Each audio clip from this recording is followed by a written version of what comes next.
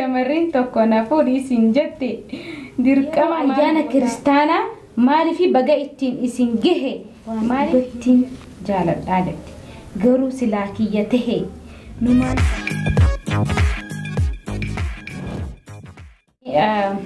alfiyaa ta'ettu assalaamu alaykum baay'ee namatti toltu jabaadhaa gaafiin koo dirqama amantii kee yookaan oromummaa kee jijjiiriyoo siin jaan kam jijjiirtaa siin jetti tun gaafiin gartee gaafii hedduun taane oromummaa kee jijjiirin oromummaan numaan jijjiiramtu rabbiin naa kanne abbaan fedhees narraa jijjiiruu hin danda'u anis jijjiiruu hin danda'u amantiin tiyya ammoo amantii tiyya nin jaaladhaa oromummaa fi wanti amantii walumattuun dhufanii waan garagaraati amantiin waan jireenya kiyyaa gartee fuula rabbiitiin amantii tiyya hordofee itti deemu oromummaan oromummaa kiyya dhiiga kiyya lafee kiyya namninis narraa jijjiiruu wanti anis jijjiiruu hin danda'u kanuu tun gaafiin dilas hin taane na fakkaatti.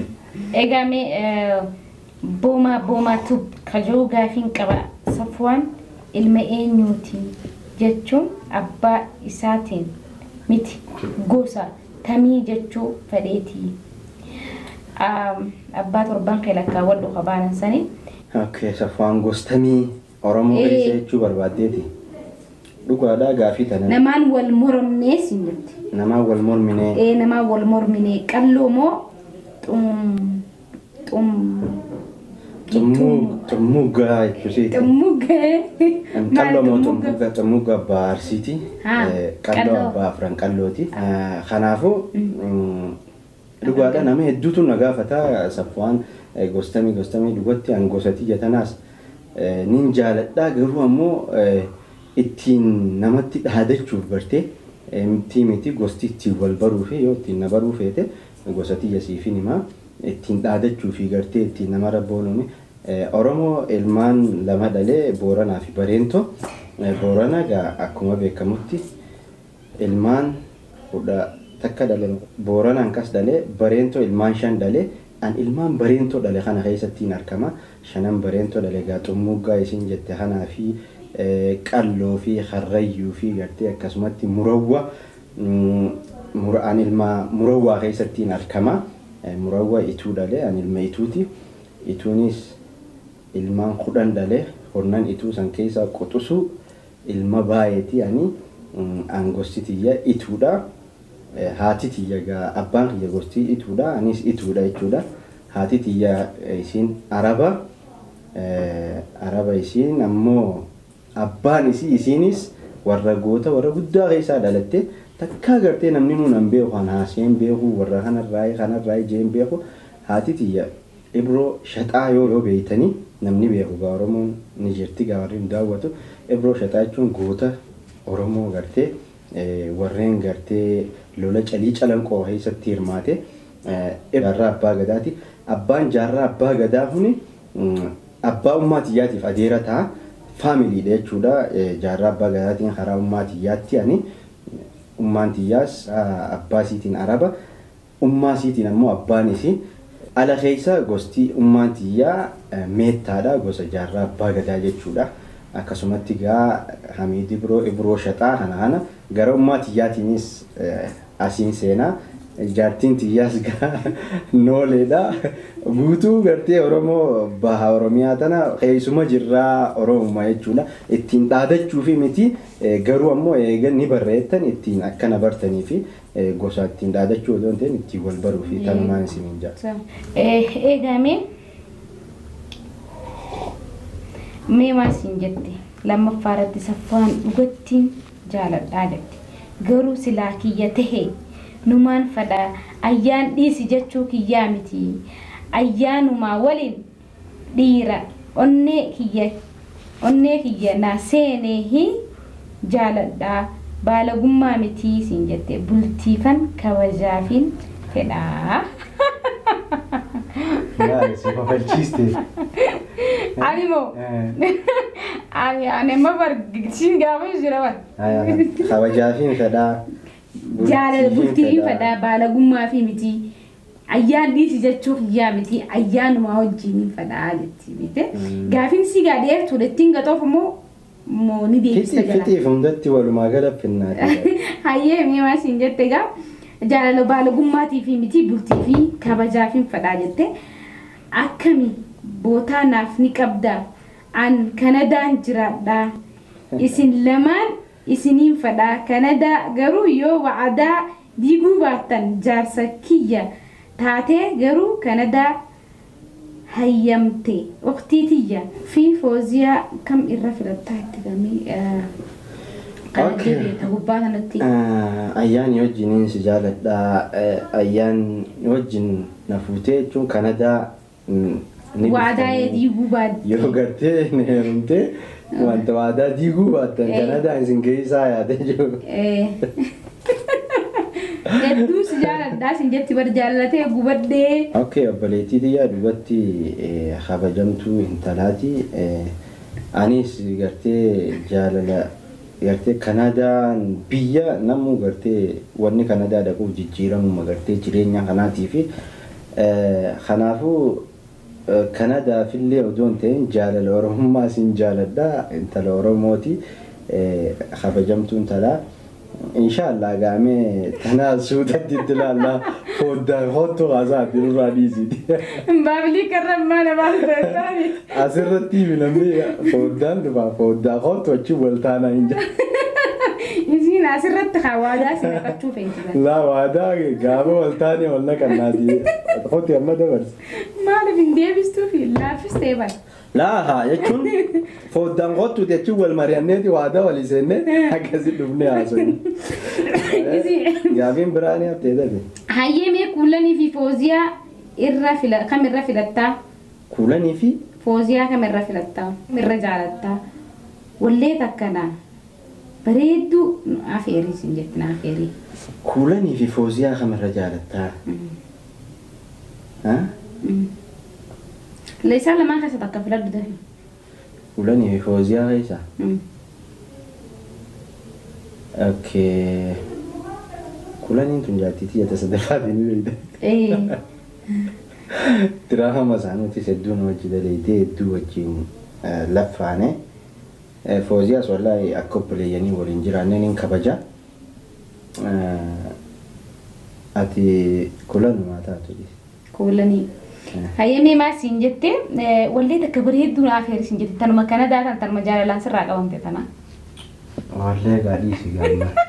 Afeergaa. Takka bareedduu tafeete afeeri. Ammadis wallee haa. Afeeri haa dirqama na afeeri siin jette. Nafeera wallee maa eenyuutiin afeera dura filate. Tafeete siin jette. Wallee feete tuqadhuu ni wallee isaan. Tafeete ati tanuma qalbii ta'e keessaa bas bareedduma taatu siin jette. Hayyee wallee maadii sheekaa takkaa walleessa. Bareedduu jaalalaa Oromtittii toohoo lafee fi dhiigaanii barnootii foon tokko wayi odoon ani si jaalachaa jiru gama biraa gortee fi naqirra koo wayi odoon ani si jaalachaa jiru gama biraa gortee fi naqirra koo gama lagaa gortee waan booda si dhibaa. Seenaan nama dibduu bahuun akka jabaa jaalaltii alaagaa jibbii dhufnaan dhibaa kafiitii walii naasuu qabaa kanan. Gaba afeerte wallee bareedduu afeerte. Egaa mee marsiin jette Musaab Yaaqoob Hajoo gaafiin tiyya ummu afnaan fi marruu sha'u akkamitti wal bartan? Eessatti wal bartan eenyu dura jaalate? Okay, naaf isin biyyattillee isin agartee na fakkaataa hin agarre ammoo bikkitti wal barre biyya Yaman tana maaliif magaalaa ummu afnaanti jiraattu magaalaa Kombolchaa malkaa Raafuu jechuu magaalaa Kombolchaa san biitii san cinaan isii fira kiyya jechuu ni dandeessa. Cinummaan guutummaanuu biyya sanii firoota kiyyaa biyya san jiraacha jechuu ni dandeessa. Hedduun hin dhaqa biyya saniisi achittillee ani nagarree ayyaansi harkee naan jette. Si harkee osoo hin taane atis bakka san ni jirette isiinis ni jirti bakka san. Ayiwaa akkasii. Waliin nagarree garuu walii yaadan. Aywa anammoo magaalaa sana hedduu waan hin deddeebi'u jecha baakishiin gizee hunda achiin dhaqa. Kanaafuu rabbiin gaafsa wal nu garsiisne ammoo biyya Yaman tana wal barre. Eenyu dura jaalate? Jaalate gaa rabbumaa beekaa. Aannan kanatti dhugi yaadadhu. Ana fakkaataa of yaadala. Ayyee ana mee astee teettu astee kadduu teettu qoyi jettaniin ja'a yeroo ayyaana kiristaanaa maaliif baga ittiin isin gahe maaliif hin jenne warra muslimaa qofaan nu hordofa seetan mooyi. Wallahi gaaffii ajaa'ibaati harkaan dha. Maaliif ni beekta? Wallahi qalbiiti yaa odoo namni naan hin jeen anaa hunda deddeemaa jira wanna kun. Ayyaana kiristaanaa dhugaadha hin jennu asirra baanee baga itti isin hin gee wanni hin jenneef qabna hara takkaani namni kiristaanaa takka takkallee kanuma jiru isaanis kanuma kiristaanaa biyya tanatti akka muslimaa jiraatanii nama kana akkasitti wajjin gartee akka muslimaa sanitti harkannee baga geessan jennee wanta jechuusan hin harkanne haa ta'u ammoo yaadaan qaba wallahi gaafii bareedduu na gaafatte inshallah yoo rabbiin jee amma booda ayyaana kiristaanaa waan biraa dhabee yoon sagaleen illee dhufu baadde barruudhaan baga geessaniin jaawaadhaan. Egaa mee masraa muhaddeettu waaw maashaallah tabaarakallaa umma afnaanii fi abu afnaan rabbi hamtuu isin irraa haa qabu ija haasidaa isin irraa haa qabu hedduu namatti toltanii rabbiif jechaan isin jaaladha gaafiin qaba gaafiin tiyya dirqama kay fuudhiyoo sin ja'an dirqamaan irratti fuudhiyoo sin ja'an umma afnaan akkas si jaalatu sana irratti ni fuutaayi. Egaa gaafiin si bareedaadha. Nama takka takkaa jira biyya tana wal fuudhee eega biyya galanii warri isaanii dirqama fuusisu ganda akkasii irraa miti. Ganti keenya yoon ayyaan ijaamtu laalee'uun ati sin beeynu naan jaan beeytaayi. Kanaafuu dirqamaan namni irra fuudhinaan joo waan hin jirre jecha dirqamaan ammaas fuudhiin numaa hin jirtu namni jaalalaanii namaas walitti dhiyaatee yoo fuudhees fuudha malee dirqamni waa takka hin jiru. Kanaafuu dirqama wanni bakka saniin nageessaatu dirqama dura maatii keetiin taanee fuudhee asin jaani ammoo maatiin kiyya ayyaan tahanii fi ayyaan narra ayyaan irra jaalatanii.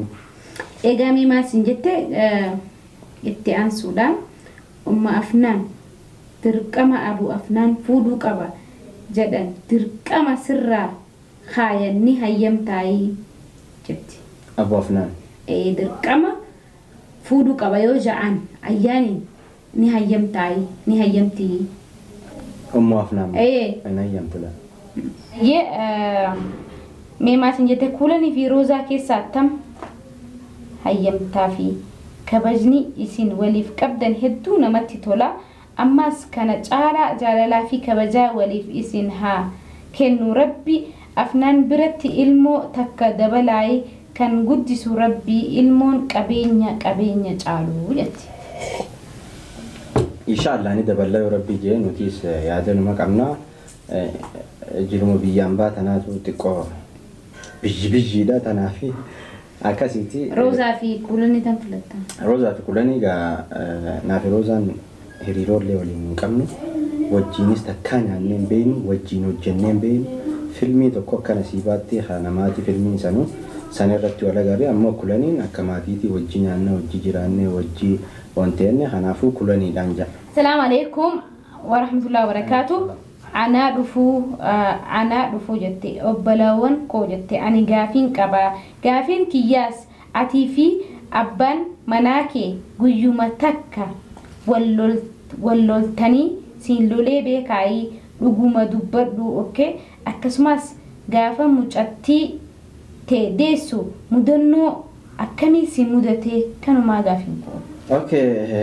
Namni gaa mana takka keessa jiraatu maatiin takka wayis ni balleessa walittis ni haara ammoo agartee hammeenya lola badaa akkasii wallollee hammeenya guddaarra hin geenye ammoo gizee waa balleesse dhugaan maal lolaan yoo akkasin lolanii malee dhalaan niu.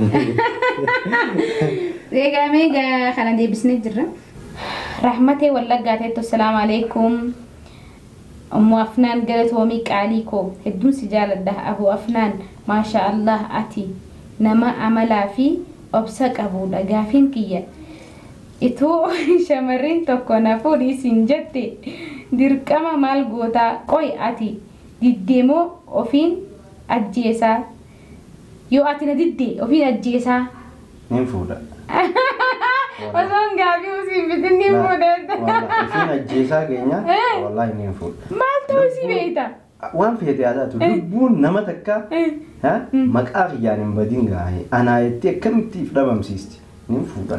Hundi dhufteeti firfir jetti fi najjeesa iddasi duratti.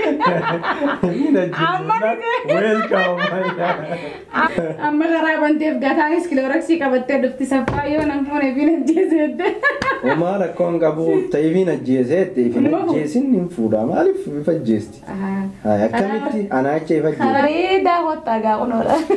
Ablee baa qabaddaa hottaa. Hottaa. Intala Oromoo fi akkamitti? Eegame fuuldurri mustariyaa fi kuulanii keessaa tokko filadhu osoo jedhanii eenyu filattaa? Dirqama osoo carraa biyya biraa deemuu argatte eessa deemta? Okay, mustariyaa fi kuulanii keessaa mustariyaan filadha.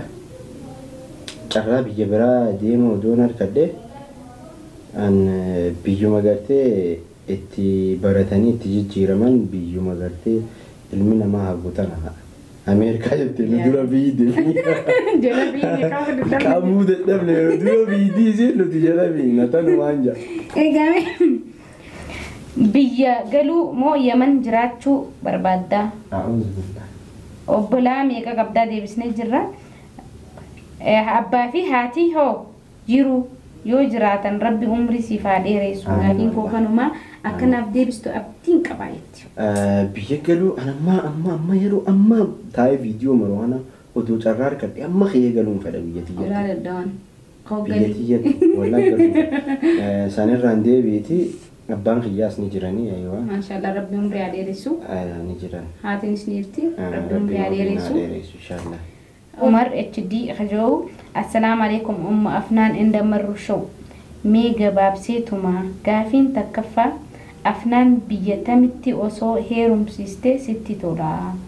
Kaayoo tee Ummu Afnaan hangam takka akka jaalattu gochaan nu barsiisi galatumi. Afnaan biyya tamitti heerumsiista gana heerumsiisuuf yaadaa hin qabu waan ammaan ta'e. Kana ijoolleedha. Gana barsiisee waa hunda barsiisee intala guutaa akka taatu barnootaanis akka barnoota guddaa geessuu yaada malee heerumsiisuu takkaa yaadeen beeku waan akkana. Jechuun inni hin geenye ukaa bakka san geessu hin yaaduu waan ammaan tana heerumsiisuu geewu miti yaaduu.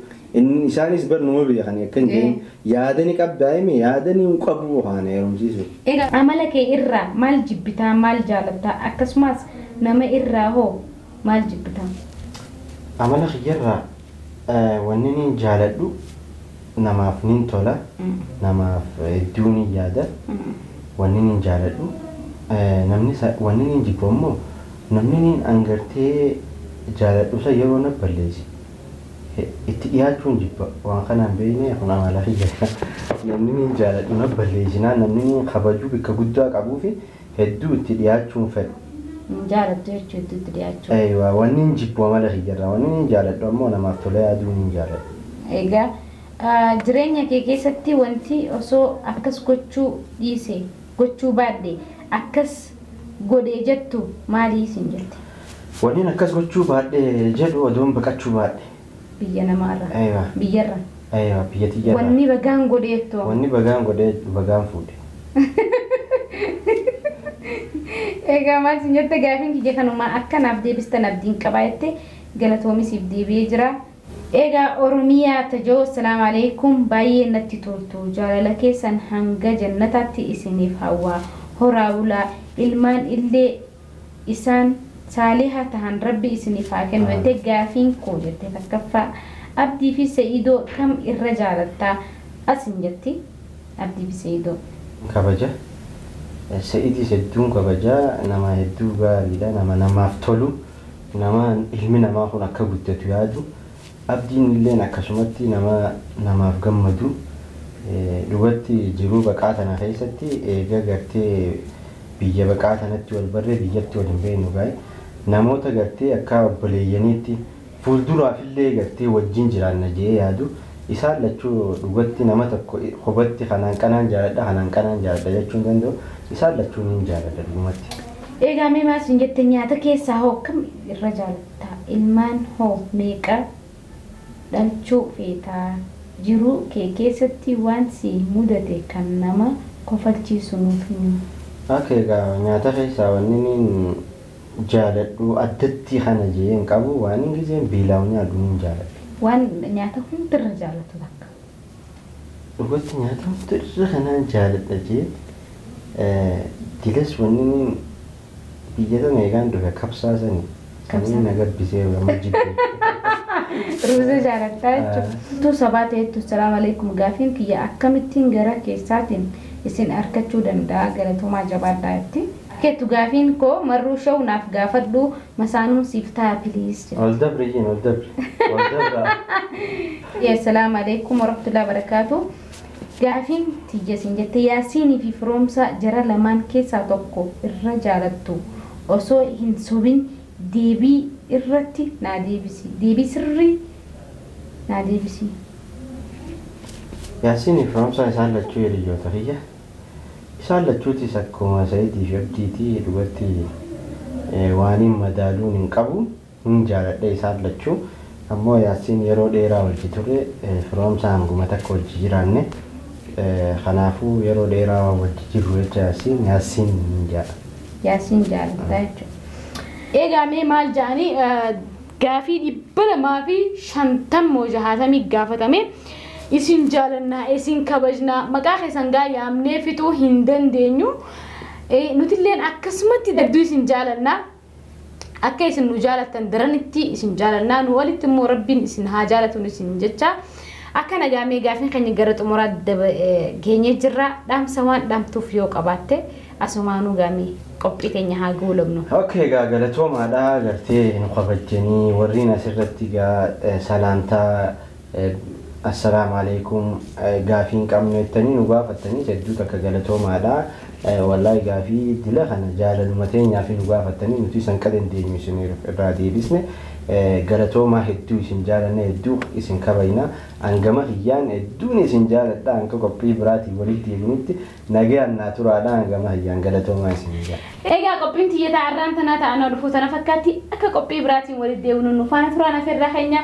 Namni sagantaa arraan tana wajjin geggeesse yeroo isaa qaalii dabarsee safwaan takee moo marruu sha'u galatoomii jennaani afeerraa keenya kabajee gaafiilee daawwattoonni gaafatan wal duraa wal boodaan deebisuudhaan kan nuuf argame ta'a hedduu galatoomfannaa hanga qophii biraatiin walitti deebinutti nagayaan nu turaan isiniin jecha galatoomaa subscribe like share godhuu hin dagatina.